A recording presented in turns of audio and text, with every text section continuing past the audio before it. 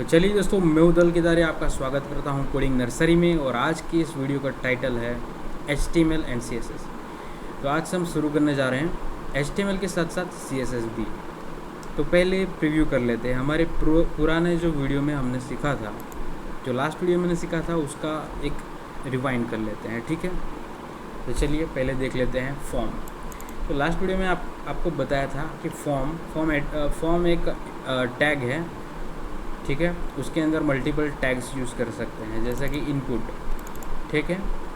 Input एक tag है। Input form के अंदर इनपुट जो यूज़ किया जाता है उसका एक एट्रीब्यूट है, एक प्रॉपर्टी है जो है टेक्स्ट, ठीक है। तो टेक्स्ट के अंदर हम मल्टीपल स्ट्रिंग्स, नंबर्स कुछ भी आप डाल सकते हैं, वो एक्सेप्ट कर लेगा। नंबर के अंदर आप कुछ और नहीं डाल सकते। फॉर एग्ज़ाम्पल नंबर ही डाल सकते हैं, उसके अलावा कुछ डालोगे तो नहीं। एक ई लिख सकते हैं आप, ई की को, क्योंकि इसका मतलब होता है इन्फिनाइट, ठीक है। तो नंबर देख लिया आपने, पासवर्ड देख लिया। पासवर्ड के अंदर जो आप लिखोगे वो दिखाई नहीं देगा। ये कोई एन्क्रिप्शन नहीं है, ये एन्क्रिप्शन नहीं है। ये सिर्फ आपको टाइप जो पासवर्ड आपने टाइप किया है वो डिस्प्ले से किसी और को ना दिखाई दे, उसके लिए फैसिलिटी है। ईमेल आपने देखा था, ये ईमेल है। और मेल का फ़ायदा ये है कि ये चेक करेगा इसका फॉर्मेट, ठीक है। जो आपने टाइप किया है ये मेल है, ईमेल है या नहीं, ठीक है। उसका डोमेन चेक करेगा, ये कोई गलत है या नहीं है ये तो नहीं चेक करेगा, लेकिन ये उसका फॉर्मेट चेक करेगा, ठीक है। उसके बाद में हमने देखा था इनपुट टाइप रेडियो। तो जो रेडियो प्रॉपर्टी है तो वो बनाएगा एक रेडियो ऑप्शन, यानी आप ये प्री डिफाइंड क्वेश्चन है, इसके आंसर आपको ही देना पड़ेगा, ठीक है। इसकी वैल्यू आपको ही सिलेक्ट करनी पड़ेगी। तो यहाँ पे हम देखते हैं कि एक जेंडर जो है, रेडियो जेंडर है, उसके अंदर मेल और एक फीमेल जिसकी वैल्यू हमने डालनी है, ठीक है। हमने यहाँ पे लिखी नहीं थी, मैं भी लिख देता हूँ वैल्यू, ठीक है। वैल्यू इक्वल टू मेल, ये मेल है तो मेल लिख देता हूँ मेल, ठीक है। इसके अंदर मैं लिख देता हूँ वैल्यू इक्वल टू फीमेल, ठीक है, फीमेल, ओके। तो ये मेल हो गया, ये फीमेल हो गया, ठीक है। तो इसका वैल्यू प्री डिफाइंड है, इसका जवाब हमने खुद ही दिया है, यानी यहाँ पे सिलेक्ट करेगा तो वो वैल्यू चला जाएगा। इसका आंसर प्री डिफाइंड है, ठीक है। इसमें कुछ भी डाल सकते हो, नेम, इसको प्री डिफाइंड, इसके अंदर अगर वैल्यू डालेंगे तो वो जाएगा प्री डिफाइन नाम हो जाएगा। अगर किसी का नेम चाहिए हमें और मेरा नाम लिख दूँ यहाँ पे तो प्री डिफाइन हो जाएगा, ये नाम लिख के चला जाएगा। ऐसा तो कोई नहीं चाहेगा कि कस्टमर का नाम लिख के ऑटोमेटिक चला जाए, ठीक है। तो वैल्यू काफ़ी कम चीज़ों में वैल्यू देनी पड़ती है। एक तो बटन हो गया, एक इनपुट हो गया, ये इनपुट सबमिट हो गया, ठीक है। ये चेक बॉक्स है, ये रेडियो बटन है। तो इनमें रेडियो बटन और चेक बॉक्स में क्या अंतर है, वो है रेडियो बटन आप मल्टीपल नहीं सिलेक्ट कर सकते, चेक बॉक्स में कर सकते हैं। अगर किसी की हॉबी चाहिए, जाननी चाहिए, तो आप यहाँ से सिलेक्ट करके देख सकते हो। किसी को क्रिकेट पसंद है, किसी को हॉकी पसंद है, रीडिंग पसंद है, तीनों ही पसंद है, ये दो चीज़ें कोई भी पसंद हो तो ये वो मल्टीपल चॉइस कर सकता है, ठीक है। इसमें मल्टीपल चॉइस ऑप्शन नहीं है, किसी एक को भी करना पड़ेगा। जेंडर एक ही हो सकता है, मेल या फीमेल या अदर, ठीक है। तो उसके बाद चेक बॉक्स देख लिया आपने, सबमिट देख लिया। सबमिट का भी वैल्यू देना पड़ता है, ये वैल्यू और नाम भी देना पड़ता है, ठीक है। नेम एट्रीब्यूट का यूज़ क्या होता है, तो नेम एट्रीब्यूट एक्चुअली में बैकएंड में यूज़ होता है। अगर आप बैकएंड में कोई भी प्रोग्रामिंग लैंग्वेज यूज़ करते हो, स्क्रिप्टिंग, प्रोग्रामिंग जो भी बोलो, PHP हो या कोई भी, तो वो नेम से ही फैच करेगा। गेट रिक्वेस्ट या पोस्ट रिक्वेस्ट आपने कुछ भी डाला हो, यहाँ पे मैंने गेट रिक्वेस्ट डाली है, ठीक है। तो हम जो भी वैल्यू डालेंगे यहाँ पे, अगर मैं XYZ डालता हूँ तो यहाँ पे यूज़र इक्वल टू आ गया, देख सकते हो आप। तो ये गेट रिक्वेस्ट में ये होता है कि यहाँ पे डेटा दिखाई देता है, ठीक है। यहाँ पे पोस्ट रिक्वेस्ट होती,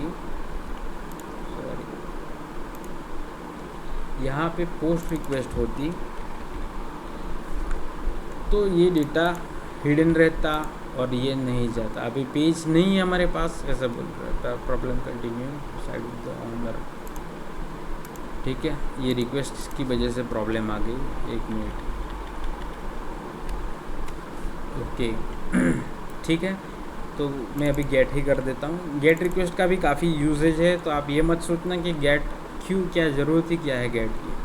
तो पेजिग्नेशन बनाना हो या एक पेज से दूसरे पेज, एक लिंक से दूसरे लिंक पे ले जाना हो, तो वो चीज़ में पोस्ट की ज़रूरत नहीं पड़ती है। ठीक है, अभी आगे देखा था हमने ऑडियो का आपको कंट्रोल्स बता दिया। ठीक है, ये ऑडियो है, यहाँ पे शुरू होता है, ख़त्म होता है। ये ओपनिंग टैग है ऑडियो का, ये क्लोजिंग टैग है, ये सोर्स टैग है। ठीक है, यहाँ पे मैं सोर्स निकालना भूल गया था। ये आप दोनों कर सकते हैं, ये टैग नहीं लिख के इसमें भी सोर्स लिख सकते हैं। आपको मल्टीपल सोर्स चाहिए तो आप एक सोर्स टैग, दूसरा सोर्स टैग, आप मल्टीपल सोर्स टैग लिख सकते हैं। ठीक है, तो मैं अभी ये सोर्स टैग निकाल देता हूँ, हमें नहीं ज़रूरत है अभी। ठीक है, इसका जो सोर्स टैग है अंदर, सोर्स टैग सोर्स एट्रीब्यूट है, सॉरी टैग तो हमने लिखा था नीचे, वो निकाल दिया है। तो उसका जो सोर्स एट्रीब्यूट है उसके अंदर हम अपना जो म्यूज़िक है वो डालेंगे। जो पिछले वीडियो में मैं नहीं डाल पाया था क्योंकि मेरे पास कोई भी ओपन सोर्स म्यूज़िक नहीं थी, फ्री म्यूज़िक नहीं थी, लाइसेंस फ्री। ठीक है, तभी मैंने एक इंस्पायर्ड नेफेक्स MP3 एक्सटेंसन है उसका, और एक laptop.mp4 जो फ्री है, दोनों फ्री टू यूज़ है, उसे मैं अभी इसमें डालूँगा। ठीक है, तो यहाँ पे हमें VS कोड का एक फ़ायदा होता है, / लिखना है और हमें म्यूज़िक का नाम मिल जाएगा। अगर ये नहीं, आप कोई और भी एडिटर यूज़ करते हो तो आपको कुछ नहीं, वहाँ पे जाना है फाइल के पास और इसको रीनेम करना है। ठीक है, रीनेम करके ये कॉपी करना है पूरा का पूरा एक्सटेंसन के साथ। ठीक है, तो मैं यहाँ पे फिर से / लिखता हूँ, ये सॉन्ग डाल देता हूँ। ठीक है, हाँ मैं पहले बता देता हूँ, ये कंट्रोल्स नहीं लिखा होता, जो जैसे ही मैंने यहाँ पे लिंक डाली और सेव किया तो उसका टाइम आ गया यहाँ पे 00153। ठीक है, 0053, सॉरी 153, 00 and 1 and 53, तो 1 मिनट 53, 1.53 मिनट का ये सॉन्ग है। ठीक है, अगर ये कंट्रोल निकाल दिए जाएँ तो ये सॉन्ग नहीं रहेगा। ये सॉन्ग एक्चुअली में प्ले करना है तो प्ले कर पाएंगे, लेकिन ये कंट्रोल्स नहीं दिखेंगे, तो बैकग्राउंड में प्ले होगा। ठीक है, तो मैं Ctrl+Z और फिर से Ctrl+S दबा देता हूँ सेव करने के लिए। ठीक है, अब मैं म्यूज़िक आपको प्ले करके दिखाता हूँ। ठीक है, ये कंट्रोल्स बाय डिफ़ॉल्ट मिलते हैं आपको HTML5 के अंदर। अगर ये कंट्रोल आपको नहीं चाहिए, आपको खुद का कंट्रोल चाहिए, तो आप जावास्क्रिप्ट से बना सकते हैं खुद का कंट्रोल। थोड़ा वॉल्यूम डाउन कर लेता हूँ, यहाँ से भी कर सकते हैं वॉल्यूम डाउन। ये कंट्रोल आपको मिल जाए सभी, ये आपका खुद का कंट्रोल जावास्क्रिप्ट में बना सकते हैं। आगे आपको दिखाऊंगा वो भी जावास्क्रिप्ट में। ठीक है, यहाँ से आप ट्रैक को आगे पीछे कर सकते हैं। ये फॉरवर्ड कर दिया, यहाँ पे टाइम दिखाई दे रहा है। यहाँ पे आप डाउनलोड भी कर सकते हैं, डाउनलोड ऑप्शन बंद कर सकते हैं, ये सब कंट्रोल में आता है। चलो मैं आपको वीडियो निकाल देता हूँ, अभी इसको निकाल देता हूँ। मैं कंट्रोल, ऑडियो कंट्रोल पूरा निकाल देता हूँ। ठीक है, एक बात और बताना भूल गया, वो एक मिनट। ओके, तो ये सॉन्ग प्ले नहीं होता ऑटोमेटिकली, आप यहाँ पे ऑटो प्ले लिख सकते हैं, ऑटो प्ले। ठीक है, तो ऑटोमेटिक प्ले हो जाएगा जैसे ही पेज लोड होगा। आप चाहो या ना चाहो, क्लाइंट चाहे या ना चाहे, बिना ये ऑटोमेटिक प्ले होगा। सेम वीडियो में भी सेम है, तो अभी मैं इसको ऑडियो टैग को ही निकाल देता हूँ। ठीक है, अब वीडियो के अंदर हम सोर्स में डालेंगे हमारा वीडियो। अब सोर्स टैग अलग हो या सोर्स प्रॉपर्टी आप डालें वीडियो के अंदर। ठीक है, कंट्रोल के बाजू में या पहले कोई प्रॉब्लम नहीं है, वहाँ पे भी चलेगा। ठीक है, मैं अभी यहाँ पे डाल देता हूँ। तो यहाँ पे एक दिक्कत हो गई है, यहाँ पे वीडियो की हाइट और विड्थ ज़्यादा है, तो हम इसको हाइट प्रॉपर्टी यूज़ करेंगे। ठीक है, HEIGHT। ठीक है,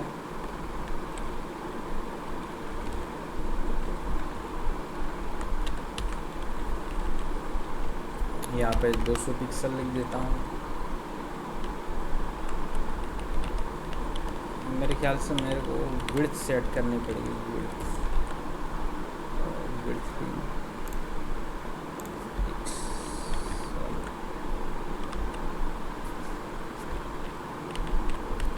100 पिक्सल,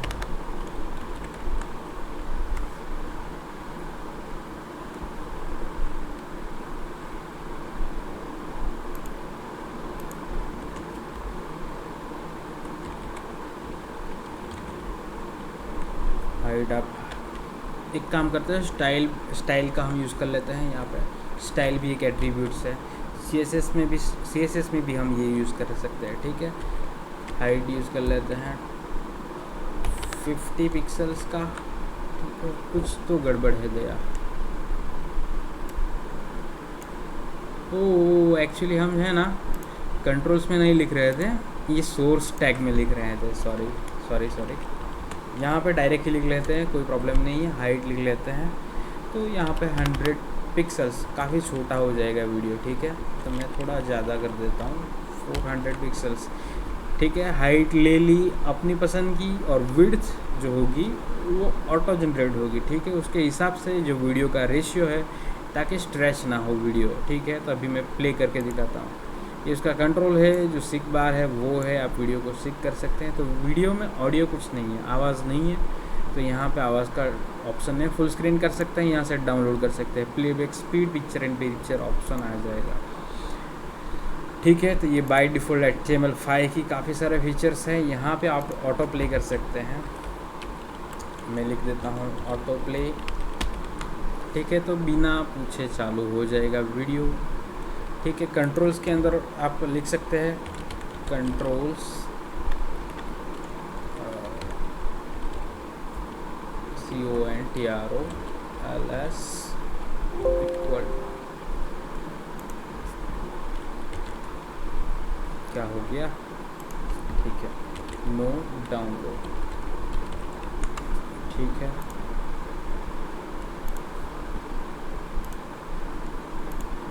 एक मिनट, कुछ गलती कर दी।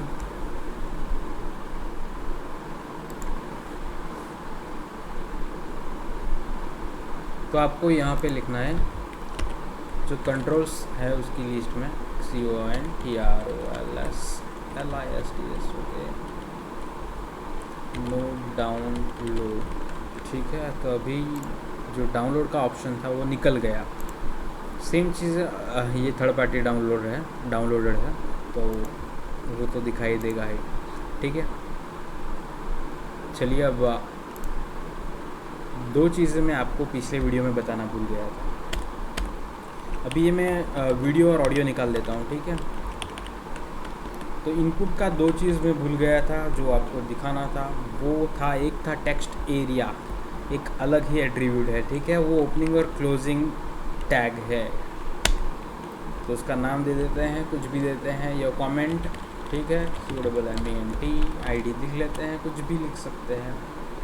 तो अभी मैं नहीं लिखता। रो दे दी है 10 की, अगर ज़्यादा रो चाहिए तो ज़्यादा लिख सकते हैं। 100 रो, ज़्यादा विड्थ हो जाएगी, ठीक है। इतनी बड़ी नहीं चाहिए, 10-15 ज़्यादा हो जाएगी, ठीक है। इसकी विड्थ भी सेट कर सकते हैं, इसमें विड्थ की प्रॉपर्टी शायद होगी या नहीं, एक बार देख लेते हैं। 200 पिक्सल लिख देते हैं, ठीक है। नहीं चली तो हम स्टाइल के अंदर लिख सकते हैं, ठीक है। स्टाइल जो है वो इनलाइन CSS बोला जाता है, ठीक है। LE इक्वल टू, मैं लिख देता हूँ विड्थ WIDTH कॉलन, और यहाँ पे पिक्सल लिख देते हैं 300 पिक्सल्स सेमीकोलन, ठीक है। तो थोड़ी बड़ी, हम यहाँ पे 500 लिख सकते हैं, 500 पिक्सल को और बड़ी, ठीक है। तो ये मैं अभी स्टाइल एट्रीब्यूट निकाल देता हूँ, ठीक है। एक था टेक्स्ट एरिया, ठीक है। और एक बात मैं बताना भूल गया था, वो था सिलेक्ट एंड ऑप्शन, ठीक है। सिलेक्ट एंड ऑप्शन, तो सिलेक्ट एक टैग है, उसका एट्रीब्यूट है नेम, जो आपको पता है, पहले बता दिया था। तो मैं यहाँ पे लिख देता हूँ सब्जेक्ट, कुछ भी लिख सकते हैं, मैंने सब्जेक्ट लिख दिया। ID बना सकते हैं आप, ठीक है। इसके अंदर, ये टैग के अंदर आपको ऑप्शन लिखना है, ठीक है। मल्टीपल ऑप्शन दे सकते हैं। फॉर एग्जांपल ये वैल्यू दे देता हूँ फिज़िक्स, ठीक है। तो यहाँ पे लिख देता हूँ PHYSSCS, ठीक है। और एक ऑप्शन मैं कॉपी पेस्ट ही कर देता हूँ, ठीक है। मल्टीपल ऑप्शंस, अभी वैल्यू आपको दिखाने के लिए मैं नहीं चेंज कर रहा हूँ, तो इसका देते हैं केमिस्ट्री, कुछ भी दे देते हैं, स्पेलिंग में गड़बड़ हो जाएगी।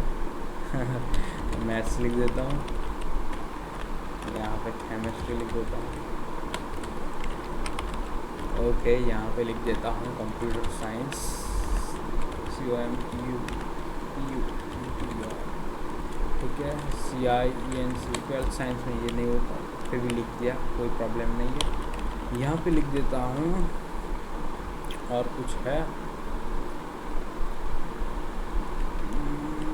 मेरे बताइए, इंग्लिश लिख देता हूँ, ठीक है।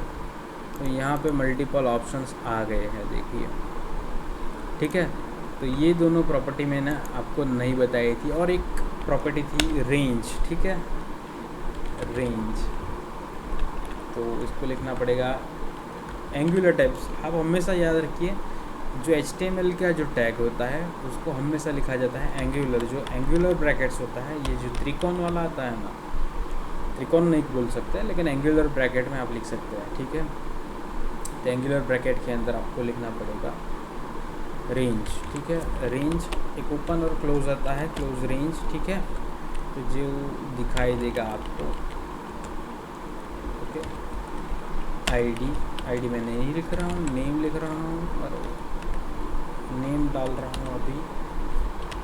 वॉल्यूम कुछ भी दे दो, वॉल्यूम दे देता हूँ, ठीक है। वैल्यू लिख देते हैं, वैल्यू वैसे नहीं डिफाइन करनी चाहिए, लेकिन कर देते हैं 10, ठीक है। मिनिमम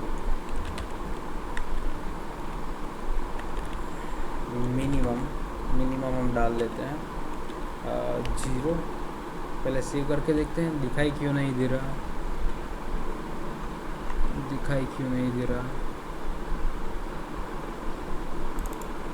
रेंज कुछ गड़बड़ होगी क्या, यहाँ पर कुछ और लिखता हूँ। ओके, तो शायद था, वो था यहाँ पर, नहीं था।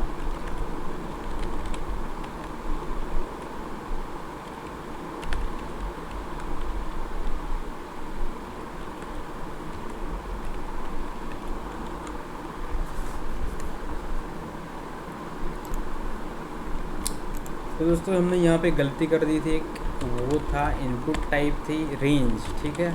रेंज कोई अलग टैग नहीं था, इनपुट टाइप की एक प्रॉपर्टी थी, ठीक है। तो ये देखिए, जैसे ही मैंने सेव किया, रेंज टाइप में रेंज लिखना था, नॉट कि एक अलग सा टैग है, सॉरी, उसके लिए माफ़ी मांगता हूँ आपसे, ठीक है। तो जो वैल्यू थी वो रेंज थी, ठीक है। जो प्रॉपर्टी थी वो रेंज थी, टाइप प्रॉपर्टी, ठीक है। तो आप मिनिमम डाल सकते हो, मिनिमम 0, तो मिनिमम 0 से स्टार्ट होगा, ठीक है। मैक्सिमम, मैक्स, ठीक है। मैक्स जो वैल्यू है वो आप कोई भी दे सकते हो, मैं 100 देता हूँ यहाँ पे। और वैल्यू आप डाल सकते हो बाय डिफ़ॉल्ट वैल्यू, ठीक है। मैं 12 डालूँगा तो वो 12 पे रुकेगा, ठीक है। तो ये बाय डिफ़ॉल्ट वैल्यू है जो हम दिखाते हैं, ठीक है। इसको हम बैकएंड में ले सकते हैं, जावास्क्रिप्ट से लेके यहाँ पे ही दिखा सकते हैं, दिखाना चाहे तो, ठीक है। तो ये 2 चीज़ें हम बताना भूल गए थे, तो ये 2 चीज़ें हैं HTML की खास प्रॉपर्टी, ठीक है। इनपुट का ही ये टाइप है, एक एट्रीब्यूट है, ठीक है। मैंने एक नई चीज़ आपको बताई, सिलेक्ट, ठीक है। सिलेक्ट के ऑप्शन बताए, और जो टेक्स्ट एरिया है वो आपको बताया। तो दोस्तों, अभी हम देखते हैं CSS, ठीक है। CSS 3 टाइप के होते हैं, टाइप अलग अलग नहीं होते, एक ही होते हैं, लेकिन 3 टाइप से यूज़ किया जाता है CSS को, ठीक है। और कौन सा बेस्ट रहेगा वो भी मैं बताऊंगा, ठीक है। तो पहली टाइप है इनलाइन CSS, जो मैंने आपको पहले वीडियो से ही बताया था, ठीक है। तो जो स्टाइल प्रॉपर्टी है वो CSS ही है, मैंने आपको पहले भी बताया था। तो अब यहाँ पे किसी में हम यूज़ करते हैं, ठीक है। तो यहाँ पे लिख देते हैं STYLE इक्वल टू, ठीक है, स्टाइल इक्वल टू, हम विड्थ प्रॉपर्टी, विड्थ को यूज़ करेंगे। विड्थ हम लिख देते हैं 500 पिक्सल्स लिख देते हैं, ठीक है। और सेमीकोलन लिखना है। तो देखिए, आप पहले जो नेम है उसका विड्थ बढ़ गया, इसकी हाइट चेंज कर सकते हैं, HEIGHT, और मैं यहाँ पे लिख देता हूँ 500 तो बहुत ज़्यादा है, 50 पिक्सल लिख देता हूँ, ठीक है। हाँ, एक बात खास आपको याद रखनी है, जो स्टाइल है, जो CSS है, उसके अंदर आपको जो लिखना है ये है इसका प्रॉपर्टी और उसकी वैल्यू, ठीक है। विड्थ की वैल्यू होती है जो पिक्सल है या जो भी है, ठीक है, तो उसको लिखना पड़ेगा। और परसेंटेज में है तो परसेंटेज लिख सकते हैं, ठीक है।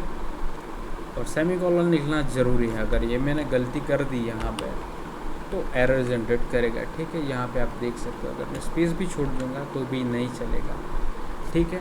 तो यहाँ पे आपको सेमीकोलन निकालना ज़रूरी है, ठीक है, CSS के अंदर। तो ये हो गया इनलाइन CSS, ओके।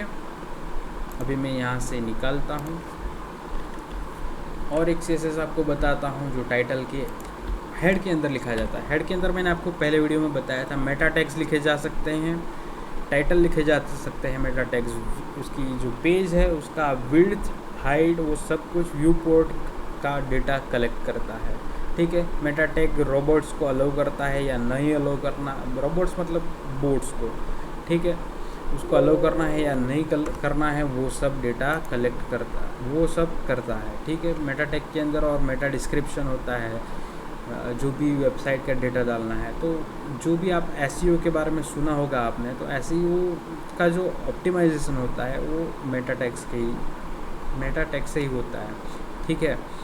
तो जो सर्च इंजन हो वो सर्च करता है मेटा टैग्स से, ठीक है। अभी पॉइंट पे आते हैं, तो मैं यहाँ पे लिख देता हूँ स्क्रिप्ट। तो इसको लिखने के लिए STYLE स्टाइल, ठीक है, स्टाइल लिख दिया। स्टाइल टैग है, याद रखना। पर ये टैग अगर आपको इंटरनल CSS बनाना है, पहले तो इनलाइन लिखा था, ये इंटरनल है, ठीक है। उसके बाद एक एक्सटर्नल आता है जो अलग फाइल बना के हम कर सकते हैं। तो अभी इंटरनल CSS लिखना है तो आप ये कर सकते हैं, ठीक है। यहाँ पे मैंने आपको बताया था ID या क्लास लिख सकते हैं, ठीक है। तो मैंने यहाँ पे किसी में लिया था या नहीं, अगर लिया है तो दिखा देता हूँ, नहीं लिया था, मैं यहाँ पे एक प्रॉपर्टी लिख देता हूँ, ठीक है। ये इनपुट टाइप टेक्स्ट है, इसके अंदर एक क्लास प्रॉपर्टी लिख देता हूँ, क्लास, ठीक है। क्लास इज इक्वल टू, मैं लिख देता हूँ ये क्या है हमारा टेक्स्ट है, तो मैं TXT ऐसा कुछ भी लिख सकते हैं, तो मैं लिख देता हूँ, ठीक है। अभी ये स्टाइल टैग है दोनों। अगर आपको HTML के अंदर कमेंट आउट करना है तो आप ये लिख सकते हैं, ठीक है, एंगुलर ब्रैकेट एक्सक्लेमेशन मार्क और 4 डैश, ओके। इसके बीच में आप लिख सकते हैं कुछ भी, फॉर एग्जांपल। तो ये एनकोड नहीं, डिकोड नहीं होगा, ठीक है, ये नहीं पेज में दिखाई देगा, तो आप इसको कमेंट कह सकते हैं, ठीक है। तो मैं यहाँ पे हमने लिखा है, जो क्लास लिखा है वो उसको कॉल करते हैं डॉट। क्लास को कॉल करने के लिए डॉट लिखा जाता है। अगर आपके पास ID है तो ID को हैश से कॉल किया जाता है, ठीक है। तो यहाँ से हम क्लास को कॉल करेंगे TXT फाइल से, ठीक है। ये हमारा हो गया TXT क्लास, ठीक है। अब हम यहाँ से पहले क्या किया था हमने कि ये इनपुट टेक्स्ट है, उसकी विड्थ और हाइट चेंज की थी, किससे, इनलाइन CSS से, ठीक है। तो अब इंटरनल CSS यूज़ करेंगे एक ही पेज के अंदर, ठीक है। तो अभी हम इसका विड्थ लिख देते हैं 500 पिक्सल्स, ठीक है। तो चेंज हो गया, तो वो सेम ही है, इंटरनल एक्सटर्नल चेंज होता रहता है, ठीक है। फिर से आपको बता देता हूँ, ये क्लास जिसमें भी मल्टीपल क्लास हमने कॉपी की है, अगर यही क्लास हम कॉपी करेंगे इसके अंदर, फॉर एग्जांपल ये क्लास में लिख देता हूँ, नीचे वाले टैग के अंदर भी यही प्रॉपर्टी, क्लास प्रॉपर्टी जो है वो मैं लिख देता हूँ, तो नीचे का भी सेम हो जाएगा। देखो नंबर वाला भी इतना बड़ा हो गया, देखो सेम साइज़ हो गया, ठीक है। तो जितने भी मल्टीप्लाई करोगे आप, जितने में भी कॉपी करोगे उतने में अप्लाई होगा, ठीक है। ये टेक्स्ट क्लास है वो। इसका मैं बैकग्राउंड चेंज कर देता हूँ, ठीक है। बैकग्राउंड कलर BSC के GROUND कलर, बैकग्राउंड कलर नहीं लिखोगे तभी चलेगा, कलर नहीं लिखोगे तो आप इमेज या रेडियल ग्रेडियंट या काफ़ी चीज़ें आप यूज़ कर सकते हैं, ठीक है, लीनियर ग्रेडियंट। तो मैं यहाँ पे कलर बेसिक यूज़ कर लेता हूँ ऑरेंज, ठीक है। तो ऑरेंज कलर आ गया। आपको कलर चाहिए आप मल्टीपल कलर लिख सकते हैं, मैं पहले वाइट लिख देता हूँ, ठीक है। अगर आपके पास विजुअल कोड में आप एडिट कर रहे हो, विजुअल स्टूडियो कोड में, तो आप मल्टीपल कलर का ऑप्शन, ये सिलेक्ट ऑप्शन आ जाएगा आपके पास, ठीक है। एडिटर बहुत अच्छा है, तो आप लिख सकते हैं, यहाँ से कलर सिलेक्ट कर सकते हैं कोई भी कलर, ठीक है। RGB यूज़ कर लिया, RGB ब्रैकेट में RGB की तीनों की वैल्यू, रेड ग्रीन और ब्लू की वैल्यू अलग अलग दे दी, ठीक है। चलिए अब कोई और प्रॉपर्टी, एक आता है बैकग्राउंड में RGBA, ठीक है। RGBA के अंदर तीसरा होता है ओपेसिटी। अगर ये आपको कम लाइट वाला चाहिए, ओपेसिटी कम चाहिए, तो आप यहाँ पे ओपेसिटी भी कम कर सकते हैं, ठीक है। इसकी हाइट कम ज़्यादा करते हैं, हाइट कम बढ़ाते हैं, 50 पिक्सल्स कर देते हैं, ठीक है। तो हाइट हमने चेंज कर दी। फिर भी आप अंदर लिखोगे वो छोटा ही दिखेगा। रीज़न है फॉन्ट का एट्रीब्यूट चेंज करना पड़ेगा, फॉन्ट प्रॉपर्टी, ठीक है। तो फॉन्ट साइज़ जो है वो चेंज करनी पड़ेगी। मैं यहाँ पे हाइट कर दी है 50, तो मैं इसका 45 पिक्सल्स का फॉन्ट साइज़ कर सकता हूँ, ठीक है। तो अच्छा लगेगा। चलो इसमें नंबर ही डाल सकते हैं, ई लिख सकते हैं और नंबर, तो मैं नंबर लिख देता हूँ कुछ।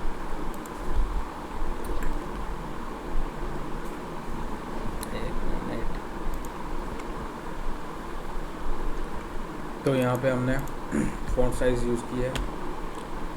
फ़ॉन्ट का कलर चेंज करना है। अगर हमें वाइट कलर चाहिए या ब्लैक कलर चाहिए, तो हम ये कलर एट्रीब्यूट से कलर चेंज कर सकते हैं। लाइक हमें वाइट चाहिए, तो हम अभी लिखेंगे जो भी, वो वाइट में दिखाई देगा, ठीक है। CSS से पूरी डिज़ाइनिंग, एनिमेशन भी किया जा सकता है, ठीक है। कलर एट्रीब्यूट बता दिया आपको। हाँ, अगर ये कॉर्नर आपको सेट करना है तो उसके लिए आपको बॉर्डर रेडियस यूज़ करना पड़ेगा। बॉर्डर रेडियस 10 पिक्सल्स का बॉर्डर रेडियस दे देता हूँ। ये देखो बॉर्डर सॉफ्ट हो गई इसकी। ज़्यादा परसेंटेज में भी आप ले सकते हो। मैंने 50% लिख दिया तो ये राउंड हो जाएगा, ठीक है, ओवल शेप का हो गया। तो मैं यहाँ पे 10 पिक्सल्स दे देता हूँ, 15 पिक्सल ले सकते हो। आप उसके साथ छेड़खानी करो, आप उसका वैल्यू चेंज करो, आप प्रॉपर्टी की वैल्यू चेंज करो, तो आपको पता चलेगा कैसे क्या हो सकता है, ठीक है।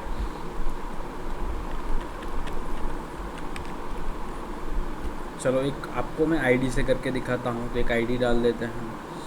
ओके, तो किसका ये इनपुट सबमिट है, सबमिट बटन है, तो उसका हम प्रॉपर्टी चेंज करेंगे, ठीक है। तो इसका आईडी से करेंगे, ठीक है। ID is equal to submit ये नाम देता हूँ, SMT लिख देता हूँ शॉर्ट में, ठीक है। तो यहाँ पे हम उसका आईडी से कॉल करेंगे SMT, ठीक है। उसका पहले तो आप बैकग्राउंड चेंज कर देते हैं, बैकग्राउंड कलर, बटन जो ये सबमिट है उसका, ठीक है। तो मैं वाइट कर देता हूँ, प्रॉपरली वाइट हो गया, ठीक है। बॉर्डर निकाल देता हूँ, बॉर्डर नन, कोई भी बॉर्डर नहीं, तो आपको पता नहीं चलेगा ये बटन है या क्या है, ठीक है। तो हम इसको क्या करेंगे, और उसके लिए हम बॉर्डर निकाल लिए। तो हमने कलर को कोई थोड़ा डार्क ग्रे या ऐसा कुछ रखना पड़ेगा, ठीक है। तो हम रेड कर देते हैं, टेक्स्ट को वाइट कर देते हैं। टेक्स्ट को वाइट करने के लिए कलर यूज़ करना पड़ेगा, ठीक है।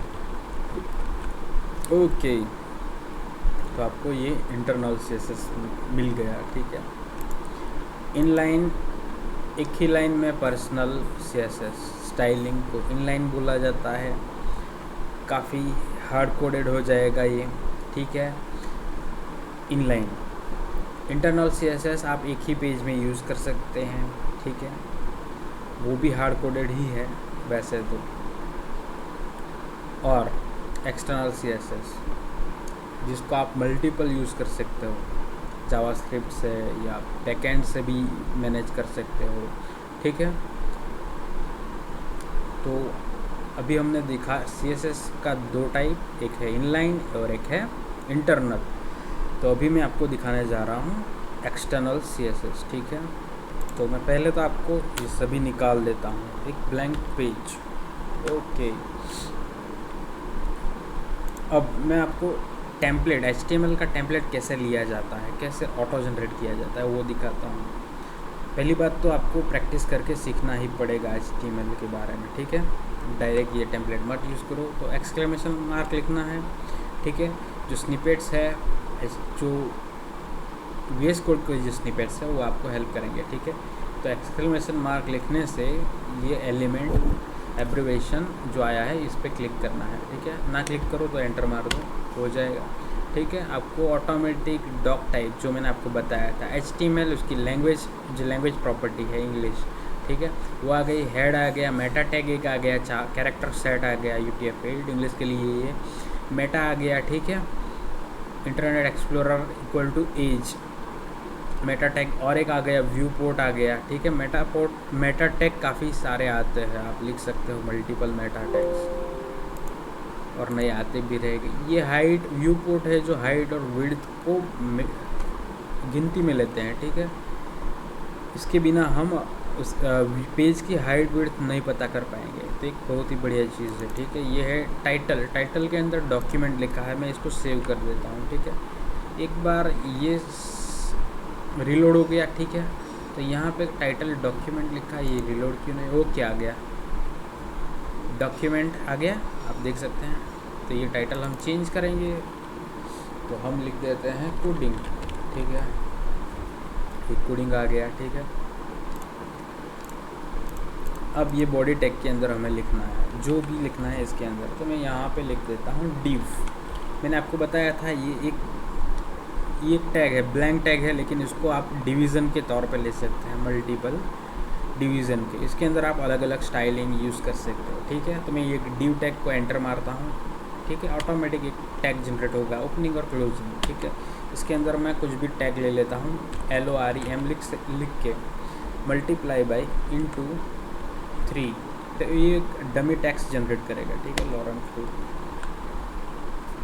तो ये एक डमी टैक्स जनरेट हुआ, ठीक है,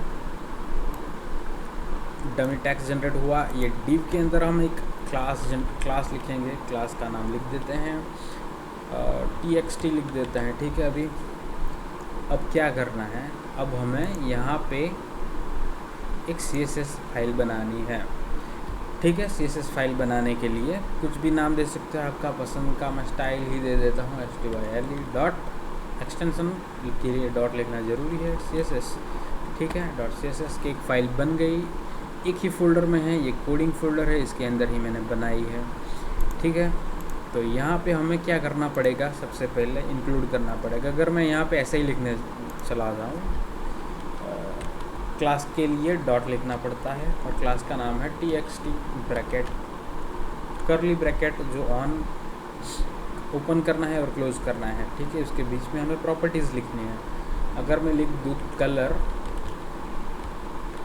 ऑरेंज, ठीक है, और सेमीकोलन निकालना है, तो ये अप्लाई नहीं हुआ है यहाँ पे। रीज़न क्या है बताएं, क्योंकि मैंने यहाँ पे एक्सटर्नल CSS को लिंक करना पड़ता है, ठीक है।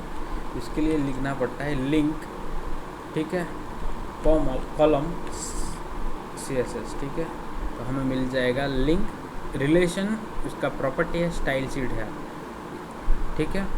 और href हाइपर रेफरेंस, जो हमारा हाइपर रेफरेंस यानी उसकी जो जगह है वो कहाँ से ये आ रहा है पेज, ठीक है। तो ये style.css, अगर ये हमारा CSS कोई फोल्डर के अंदर होता है, अगर न्यू फोल्डर के अंदर है तो न्यू लिख देता हूँ और / उसके अंदर ऐसा दिखा सकते हैं, ठीक है। तो अभी इसके अंदर है, ऐसा लिख दिया, तो अभी ये जो स्टाइल है जो वो अप्लाई हो गई है, ठीक है। चलिए अभी इसका बैकग्राउंड चेंज करते हैं, बैकग्राउंड कलर और ब्लैक लिख देता हूँ, ठीक है, ब्लैक, ठीक है। अगर पैडिंग देनी है दोनों साइड पे तो पैडिंग भी दे सकते हैं, पैडिंग ऑल साइड से, ये 10 है तो ऑल साइड हो जाएगी, 10 पिक्सल लिखना पड़ेगा, ठीक है। ऑल साइड पैडिंग हो गई, ठीक है। 100 पिक्सल का पैडिंग देता हूँ, तो ये देखिए 100 बराबर। तो 10 पिक्सल का ऊपर देता हूँ, ऊपर अभी चालू हो जाता है तो ऑटोमेटिक 10 पिक्सल का साइड पे देता हूँ, ठीक है, आपको पता चल जाएगा। तो ये अप डाउन है और ये साइड वाला है, देखिए ये अप डाउन का मैंने 10 दे दिया, ठीक है, और साइड दोनों साइड का मैंने 0 कर दिया, ठीक है। अगर दोनों साइड पे मैं 100 डाल देता हूँ तो दोनों साइड का जो पैडिंग है वो बढ़ जाएगा, और टॉप का 10 ही रहेगा, ठीक है। अलग अलग लिख सकते हैं, top, right, down and left, इस तरह से होगा। तो मैं बाकी का 0 कर देता हूँ, ठीक है, राइट का 0, डाउन का मैं 100 दे देता हूँ, और जो लेफ़्ट का है, हाँ लेफ़्ट का है, उसको भी 0 कर देता हूँ, ठीक है। तो ऐसा दिखाई देगा, ठीक है। टॉप का नहीं है, खाली बॉटम का ही है। तो ये पैडिंग प्रॉपर्टी है, उसमें आप एक साथ चारों की लिख सकते हैं, ठीक है। Top, right, bottom and left side, ठीक है। अभी आप क्या कर सकते हैं, पैडिंग लेफ़्ट लिख के आप यहाँ पे डायरेक्टली लेफ़्ट साइड की पैडिंग दे सकते हो, ठीक है। अगर 100 पिक्सल लिखना है तो 100 पिक्सल, 1000 नहीं लिख सकते, बहुत ज़्यादा हो जाएगा, ठीक है। आप लिख सकते हैं ये भी पैडिंग में अभी दे देता हूँ 10 पिक्सल्स दिखाने के लिए, 50 पिक्सल्स ले लेता हूँ, ठीक है। चलो और एक चीज़ सिखाता हूँ, आपको बताता हूँ मार्जिन और पैडिंग में क्या डिफरेंस होता है, ठीक है। पैडिंग इंटरनल स्पेस क्रिएट करेगा, अंदर कंप्रेस करेगा, ठीक है। और मार्जिन सभी जगह से जगह छोड़ेगा, ठीक है। मार्जिन बना के चलो, थोड़ा अंतर बना के चलो, तो ये अंतर बना के चलेगा। अगर मैंने 100 का मार्जिन दे दिया तो 1000 का दिखाई भी नहीं देगा, ठीक है। तो मार्जिन बनाएगा, ठीक है। अभी एक प्रॉपर्टी और बताता हूँ, कर्सर, ठीक है। कर्सर के अंदर काफ़ी सारे आते हैं, मैं अभी यूज़ करता हूँ ग्रैब, ठीक है। तो आप यहाँ पे कर्सर जैसे ही जाएगा वो चेंज हो जाएगा ग्रैब वाला, ठीक है। पॉइंटर आता है, ये पॉइंटर में फिंगर दिखाई देगा। प्रोग्रेस का आता है, प्रोग्रेस में क्या होगा कि गोल गोल घूमेगा, वेट करो ऐसा, ठीक है। मल्टीपल उसके भी ऑप्शंस हैं, तो वो भी आप देख सकते हो। काफ़ी सारी वेबसाइट्स है, W3 है, ट्यूटोरियल पॉइंट है, तो वहाँ से आप इसकी प्रॉपर्टी समझ सकते हैं, ठीक है। मल्टीपल प्रॉपर्टीज़ है। तो अभी मैं यहाँ पे कुछ आपको दिखाने के लिए मैं लिख लेता हूँ पॉइंटर, ठीक है। ये पॉइंटर दिखाई देगा, चलो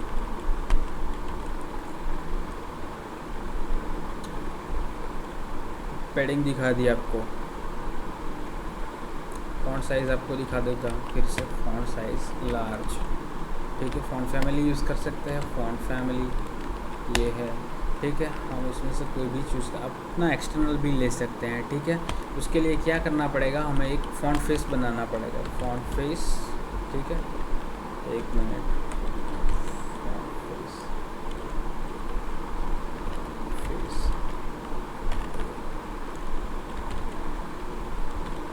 फॉन्ट फेस बनाना पड़ेगा, ठीक है। एक मिनट आपको दिखाता हूँ।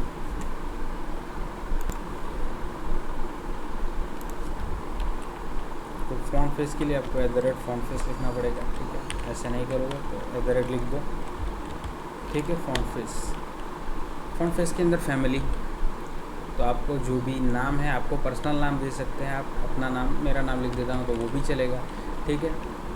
फॉन्ट नेम लिखना है और URL, फॉर एग्जांपल आप गूगल से डाउनलोड किए हैं तो उसका, अगर आपके लोकल फोल्डर में है तो कोई प्रॉब्लम नहीं है। CDN यूज़ किया है, किसी सर्वर से यूज़ किया है डायरेक्ट, तो आप वहाँ से दे सकते हैं, ठीक है। तो अभी हमने यहाँ एरियल यूज़ किया है फॉन्ट को, ठीक है। वो बाय डिफ़ॉल्ट सिस्टम के होते ही है कुछ फॉन्ट्स। फॉन्ट वेट दे देते हैं, ठीक है। फॉन्ट वेट होता है बोल्डनेस, कितना बोल्ड बनाना है, 100 to 100 बोल्डर, ठीक है। तो आप उसके हिसाब से 400 दे सकते हो, उतना बोल्ड होगा। मैक्सिमम 900 तक है, ठीक है। 1000 दे के देखते हैं, नहीं दिखे, फ़र्क दिखेगा, ठीक है, ठीक है। फॉन्ट साइज़ मैंने आपको लार्ज दिखा दिया, वहाँ पे आप लार्ज की जगह पे पिक्सल लिख सकते हैं। अगर मैं लिखता हूँ 50 पिक्सल, बहुत बड़े हो जाएंगे फॉन्ट, ठीक है। तो मैं यहाँ पे लार्ज ही रखता हूँ। मैंने आपको H1 टैग भी बताया था, ठीक है। वो बाय डिफ़ॉल्ट टैग है, तो उसको भी आप यूज़ कर सकते हैं। आपको आपके हिसाब से बराबर है, तो आपकी ज़रूरत के, आपका प्रोजेक्ट के हिसाब से। तो फॉन्ट स्टाइल, ठीक है, ये होगा फॉन्ट स्टाइल लिस्ट को निकालने के लिए, तो ये इसमें नहीं यूज़ हो पाएगा लिस्ट स्टाइल को निकालने के लिए, ठीक है। एक बार लिख लेता हूँ फॉन्ट स्टाइल, अंडरलाइन लिख सकते हैं, italic, okay okay okay. Italic ज़्यादा कुछ फ़र्क इटैलिक हुआ है, ठीक है। अंडरलाइन लिख के देखता हूँ, ऑनसेट इसमें नहीं चलेगा, ठीक है। तो फॉन्ट स्टाइल भी काफ़ी कम है। और कुछ दिखाना भूल गया हूँ आपको,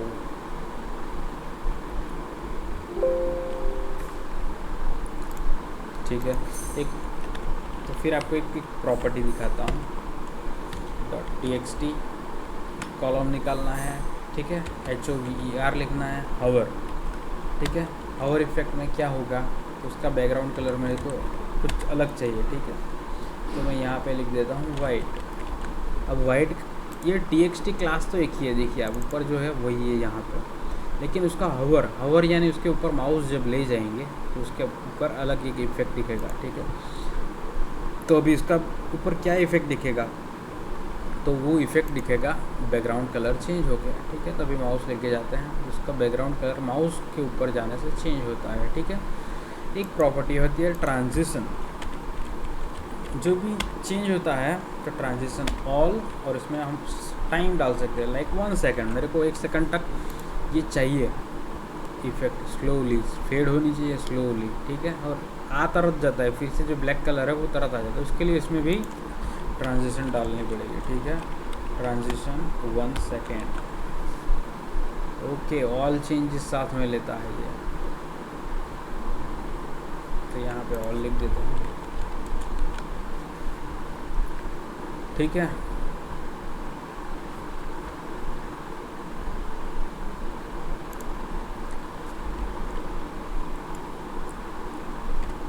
अब एक बटन लेते हैं हम, ठीक है। बटन एक डिव के बाहर लेते हैं, ठीक है। बटन का आईडी दे देता हूँ, आईडी का नाम दे देता हूँ, आईडी का नाम है बटन BTN ले लेता हूँ, ठीक है।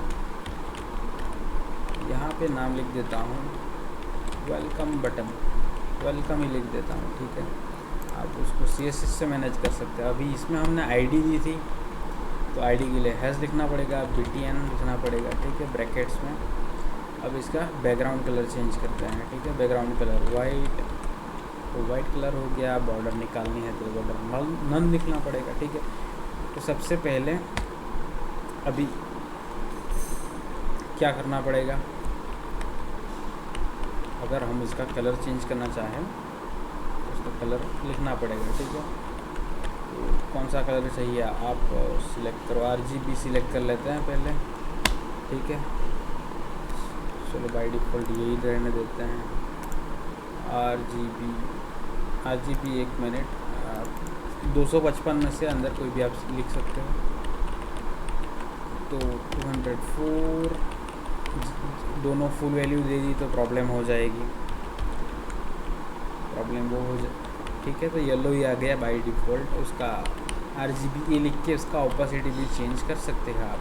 तो RGB लिख के मैंने यहाँ पर 0.5 की ओपेसिटी दे दी, ठीक है। अब कम डार्क दिखेगा, ठीक है।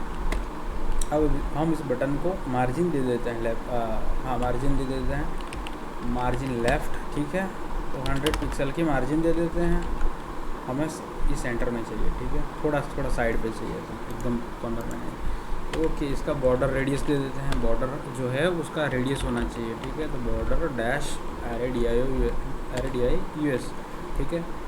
तो 10 पिक्सल ज़्यादा हो जाएगा, कम करते हैं थोड़ा, 2-3 पिक्सल कर देते हैं, ठीक है। ओके, थोड़ा राउंडनेस आ गया है, 4 पिक्सल लेते हैं, थोड़ा और राउंडनेस आ गया, बटन अच्छा ही दिखाई देता है, ठीक है। बॉर्डर की थिकनेस कम कर देते हैं, बॉर्डर 1 पिक्सल की कर देते हैं। सॉलिड डॉटेड चाहे तो डॉटेड कर सकते हैं, सॉलिड कर सकते हैं, ठीक है। अभी सॉलिड हो गया 1 पिक्सल की, तो थोड़ी पतली होती है। अगर डॉटेड चाहिए तो डॉटेड कर सकते हो, ये है डॉटेड, ठीक है। इससे अच्छा सॉलिड ही रहेगा, ठीक है। कलर दे सकते हैं बॉर्डर का मैं ऑरेंज ले लेता हूँ, ऑरेंज बॉर्डर आ जाएगी, ठीक है। चलिए अब बटन की साइज़ थोड़ी बड़ी करते हैं, ठीक है। विड्थ ले लेते हैं 100 पिक्सल, 100 पिक्सल ज़्यादा हो जाएगा, और 40 पिक्सल ले लेते हैं, ठीक है। 40 कम होगी, 100 ही 140 लेनी पड़ेगी, तो हाँ ठीक है। चलो अब हाइट लेनी पड़ेगी, हाइट कितनी करनी है, 40 करनी है, 40 पिक्सल करनी है, ठीक है। 40 पिक्सल्स ज़्यादा हो गई, 30 ले लेते हैं, ठीक है। अब क्या और कोई प्रॉपर्टी आपको बताई मैंने, कलर की बताई, कलर वाइट करना है तो वाइट कर लीजिए, अच्छा नहीं दिखाई देता, ठीक है, ब्लैक ही रखें, बाय डिफ़ॉल्ट आता ही है, लेकिन हमने ये प्रॉपर्टी लिख दी, ठीक है। अब हम शैडो का यूज़ करें, ठीक है, शैडो दिखाने के लिए ड्रॉप शैडो, ठीक है, तो बॉक्स शैडो, ड्रॉप शैडो के लिए बॉक्स शैडो, ठीक है, इनसाइड यानी अंदर की साइड, ठीक है, इनसाइड लेके कहते हैं इनसाइड, ठीक है। तो पहला जो होता है वो अप डाउन होता है, और दूसरा जो होता है लेफ़्ट राइट होता है, ठीक है। पिक्सल की डेंसिटी, ये ब्लर करना कितना है और पिक्सल की डेंसिटी कितनी रखनी है, ठीक है। तो ये इनसाइड में हो गया, ठीक है। मैं अभी आपको समझाता हूँ। अगर मैं इसको मूव करना चाहता हूँ कहाँ पे, टॉप डाउन से, तो ये डाउन की ओर ले जाएगा, ठीक है।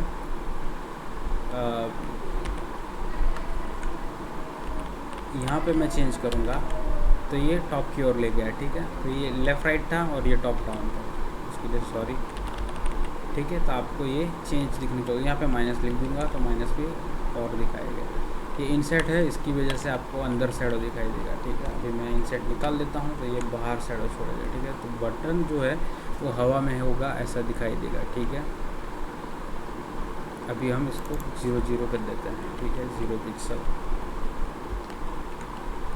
और बॉटम की ओर एक, ठीक है। इसका ब्लर है कितना करना है, 1 पिक्सल कर देते हैं तो ज़्यादा डार्क दिखाई देगा, ठीक है।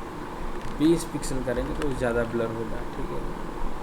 इतना ब्लर करना, और इसका डार्कनेस पिक्सल कितना बढ़ाना है तो हमने 5 कर दिया तो वो दिखाई देगा, ठीक है। 1 पिक्सल कर देते हैं। अभी यहाँ पे 100 पिक्सल कर देते तो कुछ ज़्यादा डार्क दिखाई देगा, तो इसके साथ साथ ये ब्लर वैल्यू भी बढ़ानी पड़ेगी, ठीक है, लेकिन अच्छा नहीं दिखाई देगा, ठीक है। तो ये पिक्सल डेंसिटी जो है वो हम 1 पिक्सल कर देते हैं, और इसकी जो ब्लर वैल्यू है वो कर देते हैं 10, ठीक है। चलिए अब हवर पे इफ़ेक्ट दिखा देते हैं, ठीक है। हवर पे इफ़ेक्ट दिखा देते हैं तो बटन लिखना पड़ेगा, हवर लिखना पड़ेगा, ठीक है, बटन हवर। और हवर पे क्या करना है, इसका बैकग्राउंड कलर सिंपली चेंज करना है। बैकग्राउंड कलर आप कौन सा करेंगे, थोड़ा डार्क कर देते हैं। तो यही वैल्यू को मैं RGBA को कॉपी कर लेता हूँ, ठीक है, यहाँ पे कॉपी कर ली, और इसका जो ओपेसिटी है वो ही चेंज कर देता हूँ, तो मैं 1 कर देता हूँ, ठीक है। तो माउस जाते ही ये 1 हो जाएगा, ठीक है, डार्क हो जाएगा, ठीक है। और एक चीज़ बतानी है आपको, बटन और एक्टिव यानी क्लिक करेंगे उसके ऊपर क्या इफ़ेक्ट होता है, ठीक है। तो क्लिक करने पे बॉक्स शैडो निकल जाना चाहिए, ठीक है। तो बॉक्स शैडो नन कर देते हैं, तो क्लिक होते ही क्या होगा, ये निकल गया, आप देख सकते हो, ठीक है।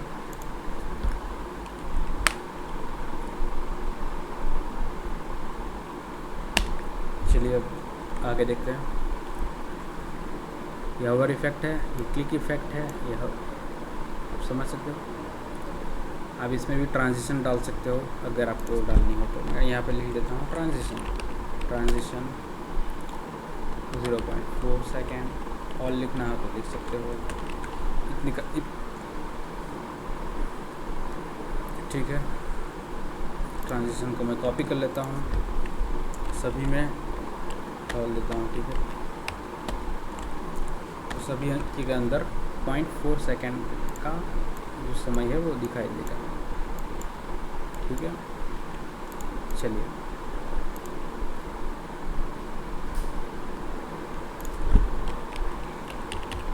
एक ट्रांसफॉर्म दिखा देता हूँ आपको। तो हॉवर पे ट्रांसफॉर्म कर सकते हैं, ट्रांसफॉर्म। तो आप चिंता मत करिए, मैं आपको अगले वीडियो में भी ट्रांसफॉर्म के बारे में बताऊंगा, लेकिन अभी आपको क्विक व्यू दिखा देता हूँ, ठीक है, ट्रांसफॉर्म के बारे में। तो स्केल X यूज़ कर लेते हैं। X यानी ये जो होता है X एक्सिस होता है, और ये जो डाउन साइड होता है वो Y एक्सिस होता है, ठीक है। स्केल X यानी X विड्थ उसकी बढ़ेगी, ठीक है। तो मैं 5 पिक्सल ही लिखता हूँ, ठीक है। तो जब भी माउस उस पर जाएगा तो बटन की विड्थ बढ़ेगी थोड़ी सी, पिक्सल्स, ठीक है। ओके, स्केल एक्स में पिक्सल नहीं लिखना है, उसमें लिखना है 1.1x, जो भी है एक्स में लेगा तो 1.1 लेगा, ठीक है। थोड़ा सा उसका विड्थ बढ़ा है, ठीक है। हम उसका फ़ॉन्ट भी बढ़ा सकते हैं उसी तरह से, फ़ॉन्ट साइज़ लिख के, फ़ॉन्ट साइज़, ठीक है। तो अभी फ़ॉन्ट साइज़ हम लिख देते हैं 20 पिक्सल्स का। अभी कितने का है मुझे भी नहीं हुआ, तो थोड़ा बड़ा, ठीक है। तो एक एनिमेशन हो गया। इसको एनिमेशन नहीं बोलते, एनिमेशन के लिए कई फ्रेम यूज़ करनी पड़ेगी, तो वो हम कल के वीडियो में देखते हैं। तो दोस्तों आज की इस वीडियो में इतना ही, मिलते हैं अगले वीडियो में, तब तक के लिए टेक केयर।